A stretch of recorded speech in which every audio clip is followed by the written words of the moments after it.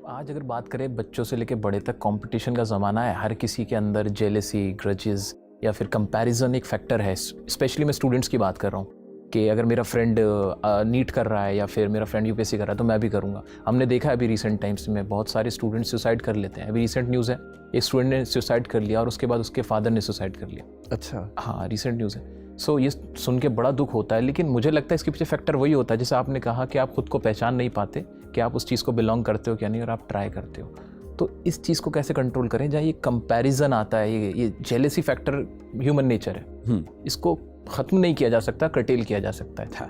तो उसका क्या एक वे हो सकता है जो सभी स्टूडेंट्स और बड़े लोग सब फॉलो करें? मतलब कंपैरिजन तो अनिवार्य है, हम उससे बच नहीं सकते। बहुत इंटरेस्टिंग बात है कि हमारे सीखने समझने की प्रक्रिया में कंपैरिजन एक बेसिक पॉइंट होता है। अगर मैं बुद्धिज्म की भाषा में कहूँ तो उन्होंने कंसेप्ट दिया, अपोहवाद कहते हैं, जिसका मतलब है, एक संस्कृत में वाक्य आता है, तद भिन्न भिन्नत्वम। जिसका मतलब ये होता है कि मैं किसी भी चीज़ को इसी रूप में समझ सकता हूँ कि वह बाकी चीज़ों से भिन्न कैसे है। How is something different from other things is the way of thinking and understanding and comprehending. तो कंपैरिजन तो आप कुछ भी देखेंगे, आप काले को समझ ही नहीं सकते जब तक सफ़ेद के साथ ना देखें। तो सफ़ेद और काला दिखेगा तो फिर कुछ बताने की ज़रूरत नहीं है, समझ में आ जाएगा।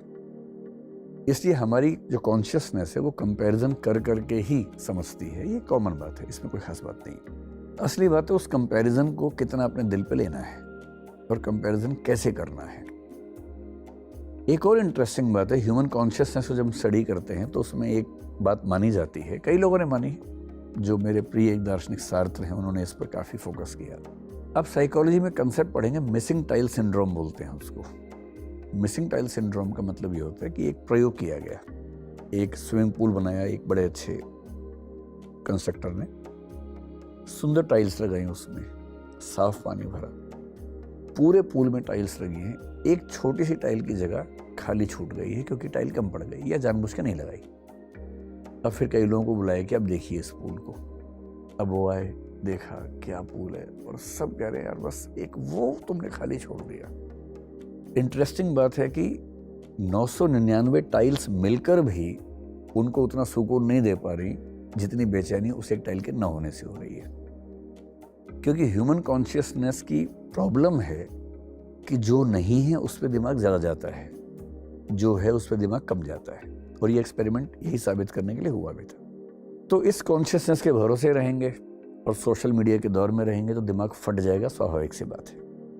इससे बचने का एक ही तरीका है, कॉन्शियसनेस को ट्रेन करना, इसके रिवर्स। कैसे? कि मेरे पास क्या नहीं है ये तो मुझे रात दिन लोग बता रहे हैं, आसपास के लोग भी बता रहे हैं। मुझे इन सब हमलों से बचने के लिए रोज अपने दिमाग को बताना है कि मेरे पास क्या है, और एक लिस्ट बनानी है। मैं अक्सर बोलता हूँ लिस्ट बनाओ, और लिस्ट बनानी है जीरो से। जैसे मैं आपको अगर ये बताऊं कि आप बैठ पा रहे हैं, ये एक नेमत है, क्योंकि कुछ ऐसे बच्चे हैं जो बचपन से बैठ ही नहीं पाए, उनकी रीढ़ की हड्डी काम ही नहीं करती है। अगर मैं ये लिखना शुरू कर दूं कि मेरी रीढ़ की हड्डी काम करती है, मैं खड़ा हो पाता हूँ, बैठ पाता हूँ, ये अपने आप एक वरदान है। मैं चल पाता हूँ, ये एक वरदान है। मैं सांस ले पा रहा हूँ, वरदान है। मैं देख पा रहा हूँ, आप चश्मा नहीं लगाते, वरदान है। मेरे हिसाब से तो वरदान है, मैं चश्मा लगाता हूँ हमेशा, कितना बड़ा वरदान है। आपका दिमाग इतना काम करता है कि आप पढ़ा पाते हैं, इसका मतलब आपके जो न्यूरॉन्स दिमाग में हैं, करोड़ों अरबों न्यूरॉन्स हैं, उनके कनेक्शंस इतने स्ट्रांग हैं कि आप इन सब चीज़ों के बीच में कोऑर्डिनेशन कर पा रहे हैं, कितना बड़ा वरदान है। जो नहीं कर पा रहे, जो मेंटल एजाइलम्स में हैं, उनको देखिए। जिनका कोई एक्सीडेंट हो गया उनकी हालत देखिए, जिनको कैंसर हो गया उनकी हालत देखिए। मुझे कैंसर भी नहीं है, 1000 बीमारी हैं जो मुझे नहीं है।